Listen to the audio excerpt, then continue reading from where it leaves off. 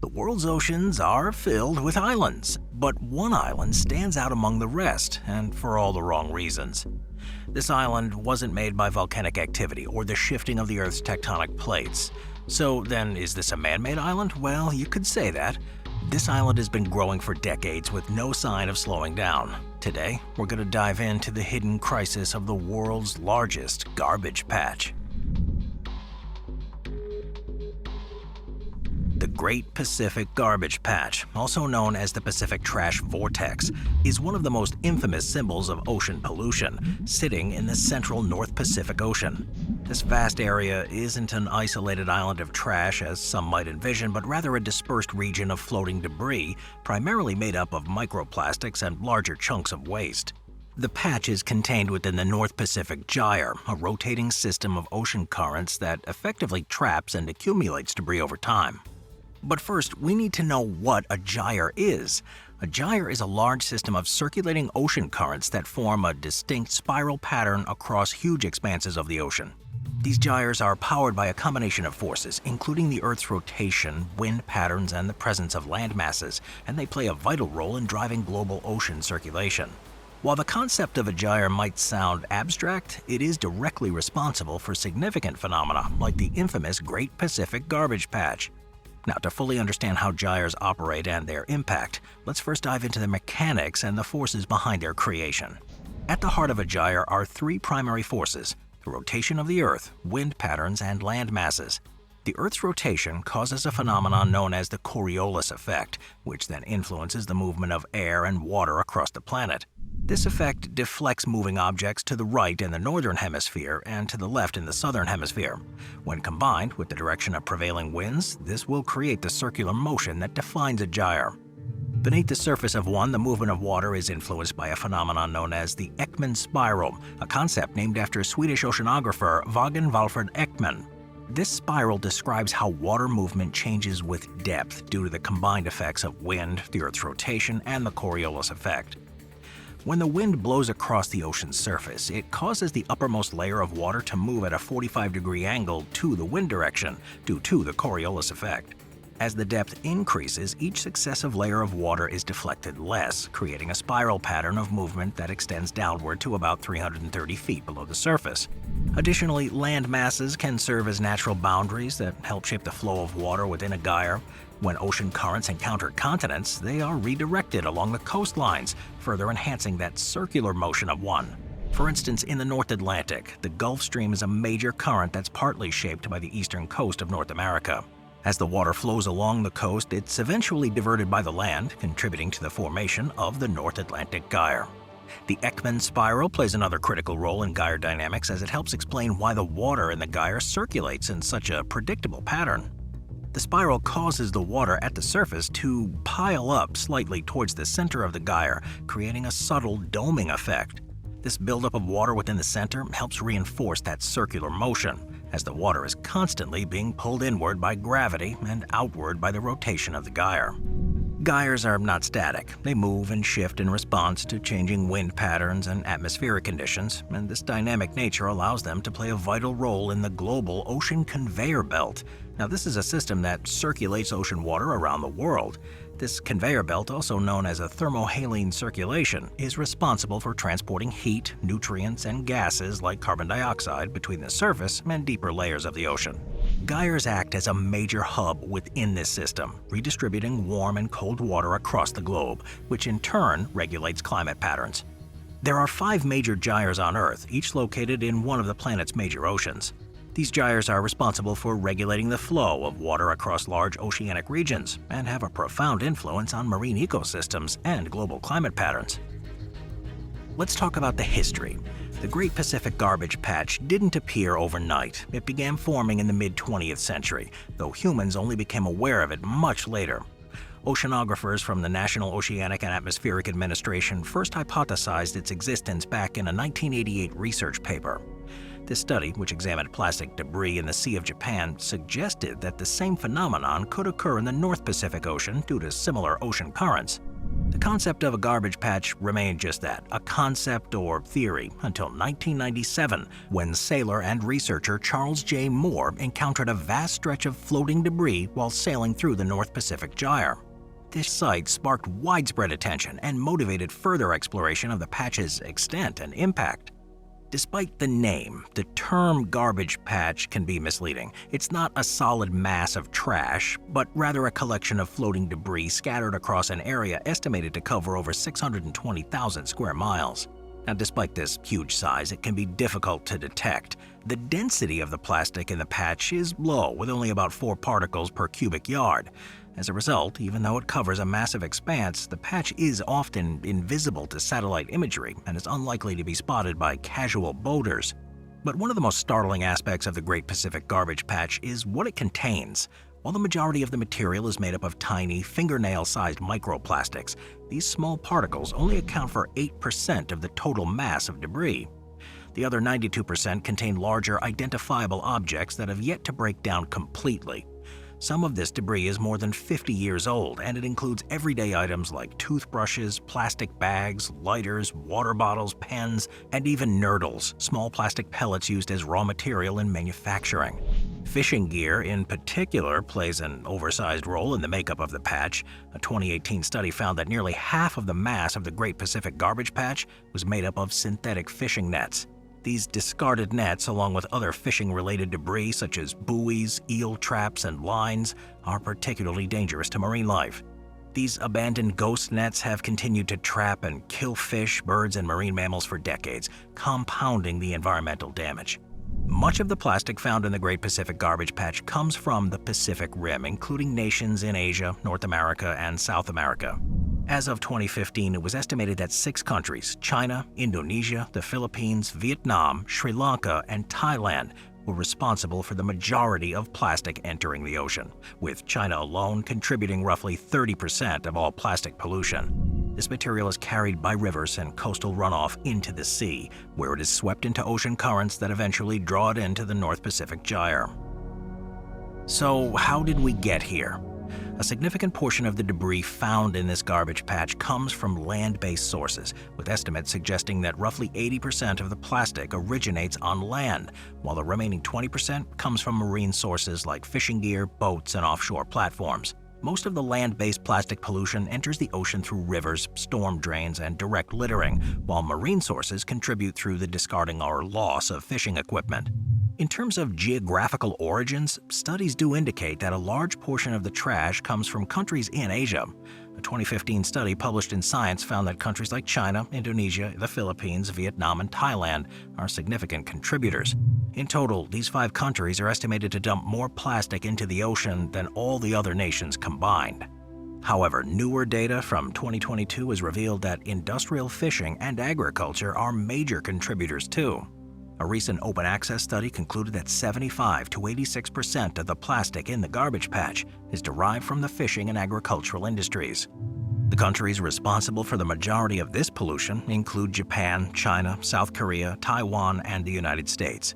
These countries are heavily involved in the industrial fishing, which plays a critical role in the accumulation of plastic waste, especially in the Pacific. Plastic pollution typically begins on land, but how does it end up in the middle of the ocean? Well, rivers are one of the primary pathways, serving as a conduit that transports the debris from urban areas into the sea. Large rivers like the Yangtze and the Ganges carry massive amounts of plastic waste into the ocean, and once there, the debris becomes caught in ocean currents. These currents are then influenced by the winds and the Earth's rotation, which draw the waste into the circulating waters of the gyre. Of course, the movement of the debris is also influenced by wind patterns and storms. Wind-driven surface currents push floating waste towards the center, where it becomes trapped. And over time, the Pacific Gyre acts like a conveyor belt, gathering more and more waste from across the ocean and pulling it towards the central region, where it accumulates into what is now known as the Great Pacific Garbage Patch. The composition, like we talked about before, is predominantly plastic, and it contains a wide array of debris, ranging from small plastic fragments to large fishing nets and buoys. In fact, plastic makes up about 99% of rigid debris found in the patch, and plastic items represent about 90% of the total mass.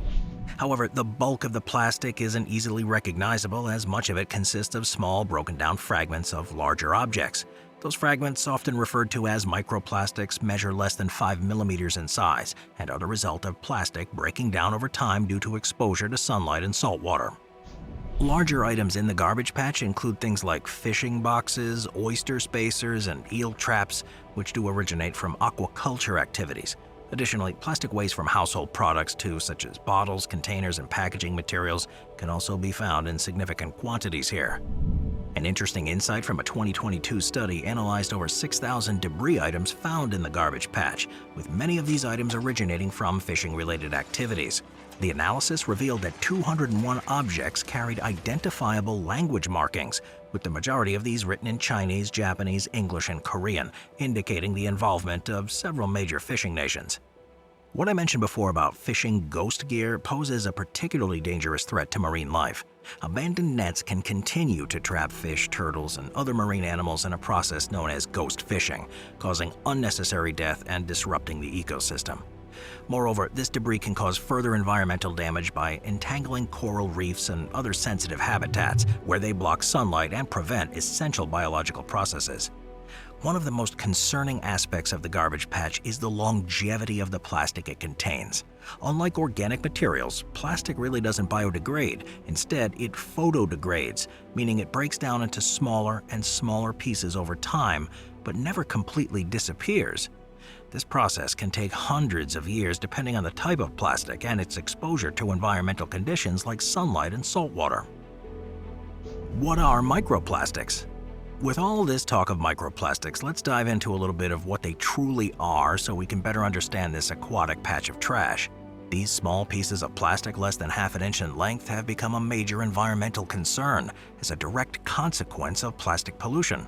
These tiny particles are found in everyday products such as cosmetics, synthetic clothing, plastic bags, and even bottles. While these products are useful, they readily enter the environment and accumulate in oceans, freshwater systems, the air, and even in our bodies. Microplastics are made up of carbon and hydrogen atoms bound together in polymer chains. Now, these polymers often contain additional chemicals like phthalates, polybrominated diphenyl ethers, and tetrabromophenyl A, many of which can leach into the environment over time. These additives contribute to the complexity of microplastic pollution, making it more harmful to both marine life and potentially humans. Despite their small size, the effects of these microplastics are far-reaching. Microplastics are divided into two main categories, primary and secondary. Primary microplastics are manufactured in their small forms, such as microbeads found in personal care products, plastic pellets used in industrial manufacturing, and fibers in synthetic textiles like nylon. These enter the environment through product use or accidental spills. Secondary microplastics, on the other hand, are created through the degradation of larger plastic items. Exposure to sunlight, wind, and wave action breaks down larger plastics into smaller particles over time. It's bad enough that these particles have helped to create the garbage patch, but they've been even found as deep as the Mariana Trench and as high as Mount Everest. They're so prevalent in our day-to-day lives that our lungs are full of them too. Now let's talk about life in the patch. You'd think that an island of trash wouldn't sustain life, but you'd be wrong. Recent studies have revealed that plastic debris in the Great Garbage Patch serves as a floating platform for life. Researchers have found a surprising number of coastal invertebrates, such as crabs, anemones, jellyfish, and sponges, thriving on plastic items. Unlike organic material, which would break down and sink within a few months, plastic debris can float for years, even decades. This durability has allowed species normally restricted to coastal environments to not only survive but reproduce in the open ocean, creating what scientists called the planisphere. The discovery has challenged long-held assumptions about oceanic life. In previous eras, the open ocean, known as the pelagic zones, was largely free of coastal organisms due to the scarcity of solid surfaces for them to cling to. However, the permanence of plastic in water has created a type of artificial reef where coastal species coexist with native pelagic species. A 2021 study identified more than 40 species living on 90% of the plastic debris examined, highlighting just how prevalent these new ecosystems have become. While it might seem that these coastal species are flourishing, the situation is far from ideal. The planisphere is fragile and unusual, where space is limited and competition for resources is fierce. Coastal and open ocean species are often found competing for the same space on the plastic debris, resulting in a complex and sometimes predatory relationship. For example, scientists have observed anemones, which are typically found near shorelines, preying on pelagic species such as small fish and invertebrates. This competition introduces a new layer of complexity to the ecosystem, one that could alter the balance of marine life in unknown ways. Despite the ability of these coastal organisms to survive in the open ocean, their long-term viability is uncertain. The plastisphere is not a naturally occurring environment, and the constant exposure to microplastics and chemical pollutants might be causing unseen damage to these species. Several studies have documented the widespread presence of microplastics in the digestive systems of marine animals, including commercially fished species. The ingestion of these particles can cause blockages, reduce feeding efficiency, and even reproductive and neurological toxicity in marine life. For humans, consuming seafood contaminated with microplastics raises concerns about potential health risks too, though the full extent of these risks is still being studied. Scientists are, though, beginning to unravel the complexities of the Great Pacific Garbage Patch's ecosystem, but much remains uncertain. What is clear is that plastic pollution fundamentally alters the dynamics of marine habitats. Coastal species are surviving in environments that they never could have before, thanks to the longevity of plastic debris. Some studies suggest that the creation of these neo-pelagic communities where coastal and open ocean species interact could disrupt marine ecosystems. The consequences of these changes are difficult to predict, as there are still relatively new developments in the study of marine biology. But what we do know for sure is the albatross, who roam a wide range of the northern Pacific Ocean, grabbing whatever food they can find, tend to ingest and die from trash and plastics. On Midway Island, which comes into contact with parts of the garbage patch, albatrosses give birth to 500,000 chicks every year. 200,000 of them die, many of them by consuming plastic resin pellets fed to them by their parents, who confuse it for food. More than 1 million birds and marine animals die each year from consuming or becoming caught in plastic and other debris. More than 700 marine species are affected by plastic pollution too. Seals get caught in fishing nets or strangled by fishing lines. Sea turtles can easily mistake buoyant plastic bags floating on the surface for jellyfish, and then choke on those bags. But there is still hope. Efforts to clean up the Great Pacific Garbage Patch have largely fallen to non-governmental organizations. One of the most notable of these initiatives is the Ocean Cleanup Project, a non-profit environmental engineering organization founded by the Dutch entrepreneur Boyan Slat. At just 16, Slat became determined to tackle the growing issue of ocean plastic after a scuba diving trip where he witnessed more plastic bags than fish. This personal experience led him to develop a tech-powered vision for cleaning the oceans, which has since garnered millions of dollars in donations from prominent supporters like Coldplay and the Coca-Cola Company. Slat's early vision for the ocean cleanup was based on a simple but bold idea: using floating barriers to gather plastic waste from the oceans.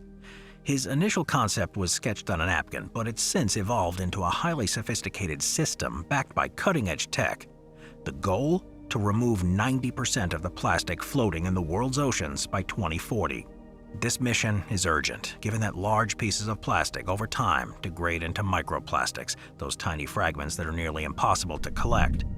But what makes the ocean cleanup unique is its two-pronged approach, targeting both the massive legacy plastic already floating in ocean garbage patches, and then working to intercept plastic waste flowing from rivers into the sea. This dual strategy addresses not only the current plastic pollution crisis, but also aims to prevent future pollution from making it into the open ocean. So how does it work? Well, the Ocean Cleanup Project's flagship system, named System 03, is an innovative technology designed to tackle vast expanses of floating garbage.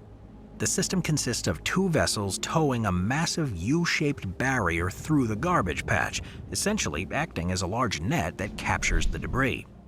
The barrier, which is approximately 2,400 yards long, about the size of 21 football fields, sweeps through the patch, capturing plastic waste without harming any marine life.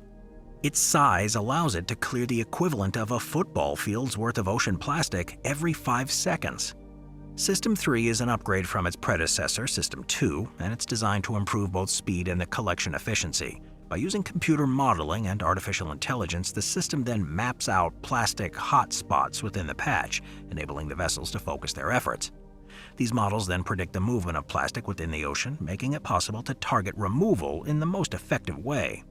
The collected debris here, ranging from plastic bottles to fishing nets, is then sorted on board the vessels during their journey back to port. This project ensures that much of the plastic waste as possible is recycled, with some of the material being repurposed for the production of goods like electric vehicles in partnership with manufacturers. While the Ocean Cleanup Project has made headlines with its ambitious goals and promising technology, it has also faced its share of criticism. Some experts have questioned the project's feasibility, particularly when considering the carbon footprint associated with using vessels to tow large quantities of plastic from the ocean open back to port. Transporting massive amounts of debris could undermine some of the environmental benefits by increasing carbon emissions, a reality that does raise a bit of concern about the overall environmental cost of the project. Additionally, there are concerns about how the cleanup could affect the marine ecosystems that have developed on the floating plastic. As discussed earlier, the GPGP, or the Great Pacific Garbage Patch, has become a unique mix of coastal and pelagic species that have adapted to life on plastic debris. Cleaning up the patch could inadvertently destroy these neopelagic systems, removing the habitat that some species have come to rely on. Well, despite the challenges, the project continues to push forward. In its largest extraction to date, the organization recently removed 25,000 pounds of plastic from the GPGP in a single mission. Over 4 weeks, the project collected a staggering 50 tons of trash, demonstrating the capacity of this technology to handle large volumes. However, scaling up to meet the goal of removing 90% of ocean plastic by 2040 will require continued innovation and expansion. The GPGP alone covers an area of about 600,000 square miles, and other garbage patches exist in other oceans around the world. This means that this project must not only expand its operations, but also refine its technology to make it more efficient and environmentally friendly. By targeting rivers, the Ocean Cleanup Project hopes to reduce the flow of new plastic into the rivers. This is a crucial step in ensuring that the GPGP doesn't grow faster than it can be cleaned. Let's talk about the UN now. The United Nations also took a big step in addressing the Great Pacific Garbage Patch. In a landmark agreement reached in 2022, the UN initiated the creation of the world's first ever Global Plastic Pollution Treaty, a legally binding accord that's set to have far-reaching effects on industries, governments, and economies. This agreement is widely regarded as the most significant environmental deal since the 2015 Paris Climate Accord. One of the most significant elements of the treaty is to potentially limit or even ban single-use plastics, which are a major contributor to marine debris. These changes would have a substantial impact on oil and chemical companies that produce the raw materials for plastic manufacturing. Moreover, countries with large plastic-producing industries such as the US, India, China, and Japan would see considerable shifts in their economies as a result of this treaty. Companies involved in the oil and chemical sectors, which provide the raw materials, could see their operations significantly altered. Consumer goods companies, especially those that produce products packaged in single-use plastics, would need to adapt to new regulations that could limit or ban certain packaging types.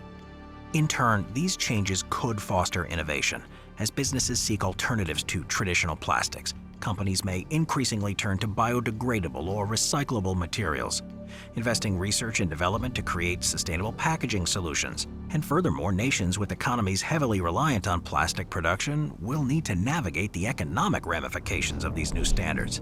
Though the treaty won't be finalized until late 2024, the UN and its member states are working diligently to build consensus and ensure that the agreement will be as comprehensive and enforceable as possible. To this end, the Intergovernmental Negotiating Committee will be working on defining key elements of this treaty, such as specific limits on plastic production, global recycling standards, and waste management practices. These negotiations will continue to be influenced by scientific research, economic interests, and public opinion, with the ultimate aim of crafting a treaty that's both effective and feasible. All right, let's talk about reducing. Since plastic first became widely used in the 1950s, production has skyrocketed from 1.5 million tons to over 348 million tons annually by 2017. This increase in plastic manufacturing is at the heart of the problem, and it fuels the never-ending growth of the garbage patch. One of the primary reasons for the explosion of plastic production is its deep connection to the fossil fuel industry. Now, most non-biodegradable plastics are derived from petroleum-based products, tying the plastic pollution crisis to the broader climate crisis. As the world pushes to reduce reliance on fossil fuels, particularly oil and gas, due to their contributions to climate change, the fossil fuel industry has sought to compensate for lost revenue by ramping up plastic production. One of the biggest challenges in reducing plastic use is the economic appeal of plastic. It's cheap, versatile, and incredibly durable, which is why it's become so ubiquitous in modern life. An example of this is the adoption of plastic fishing nets, which are significantly cheaper than nets made from natural fibers. While affordable for the fishing industry, these plastic nets are more likely to be abandoned in the ocean, where they contribute to massive quantities of marine plastic. As long as plastic remains cheaper than alternatives, businesses will continue to use it, and consumers will continue to buy new products wrapped in plastic. This reality makes it difficult to reduce plastic production without interventions that address the cost gap. To counter the economic incentives that favor plastic, some governments are exploring policy solutions such as plastic taxes. Much like a carbon tax designed to reduce greenhouse gas emissions by increasing the cost of polluting, a plastic tax would make plastic more expensive. In 2021, Maine became the first U.S. state to require companies using single-use packaging to pay for the cost of recycling that packaging. The goal is to shift the financial burden of recycling onto the companies that produce the waste, rather than leaving it to taxpayers and municipalities. Similar policies could be implemented on a larger scale, not only in the U.S. but globally, to make plastic less economically attractive. By increasing the cost of plastic production and consumption, governments will incentivize businesses to explore reusable and biodegradable alternatives. While taxes and policy changes offer potential solutions, efforts to clean up existing plastic waste and recycle it are woefully inadequate in comparison to the sheer scale of the production. Ocean cleanup projects, for instance, aim to remove plastic debris from places like the Great Pacific Garbage Patch, but they can't keep up with the continuous flow of new plastic entering the ocean. Recycling is often hailed as the go-to solution for plastic waste, faces its own limitations. The infrastructure for recycling is not always available, and only a small percentage of plastic is actually recycled. Much of it ends up in landfills or incinerated, contributing further to environmental pollution. Compounding the issue, low plastic prices make recycled plastic less competitive in the marketplace. When virgin plastic is cheaper to produce than recycled plastic, businesses have little financial incentive to opt for the environmentally friendly option. Without systemic changes, such as the implementation of a plastic tax or regulations mandating the use of recycled materials, the plastic pollution problem will continue to grow. Let's talk about other garbage patches now. The Great Pacific Garbage Patch is a shocking and tragic environmental disaster, but it's not the only one of its kind. In fact, the oceans are plagued by multiple garbage patches, each formed by the accumulation of plastic debris and other waste in the world's major ocean gyres. While the Pacific Garbage Patch often garners the most attention due to the size and visibility, these other patches are equally devastating, creating huge stretches of polluted water that disrupt ecosystems, harm marine life, and spread toxins throughout the ocean. There are 5 major garbage patches in the world's oceans. Each one is situated in one of the oceanic gyres, massive systems of rotating ocean currents. These patches are not visible as floating islands of trash, but rather as vast areas where plastic and other debris accumulate. Though smaller in size than the Great Pacific Garbage Patch, these other ones are equally as disturbing. The South Pacific Garbage Patch, located in the South Pacific Gyre, this patch spans water from the east of Australia to the western coast of South America. It's relatively new compared to the Great Pacific Patch, with researchers confirming its existence in 2017. This patch is concerning because much of the debris consists of tiny plastic particles smaller than a grain of rice, which are impossible to detect by satellite. Unlike a visible island of trash, the South Pacific Patch is more like a toxic smog, polluting both horizontally across the ocean's surface and vertically through the water column. Its younger age suggests that plastic pollution is accelerating in oceans worldwide. The Indian Ocean Garbage Patch, discovered in 2010, was found in the Indian Ocean Gyre, covering huge stretches of the central Indian Ocean. Like the others, it's not a solid mass of trash, but rather a diffuse cloud of plastic particles, chemical sludge, and other debris. The microplastics in this patch break down into even smaller particles over time, making it a constant source of pollution. Because it floats suspended in the upper water column, it's largely invisible, which makes cleanup efforts nearly impossible. The North Atlantic garbage patch, documented as early as 1972, lies within the North Atlantic Gyre. It's estimated to span hundreds of miles and contain over 78,000 pieces of debris per square mile. Plastics that break down into microplastics are eaten by fish, seabirds, and other animals, entering the food chain and posing risks to predators, including humans.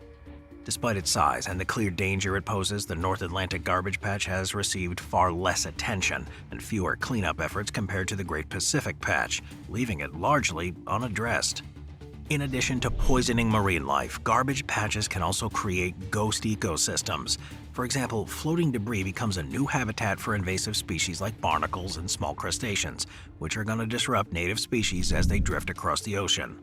Essentially, each garbage patch is a bizarre, artificial ecosystem that damages the natural world around it, while growing more toxic with each passing year. To recoup, should we be surprised that this massive man-made ecosystem is one of the deadliest? Probably not. And while we can't turn back time to erase this mess, we can certainly stop it from growing and eventually get rid of it completely. It's just going to take lots and lots of time. Thank you to our channel members.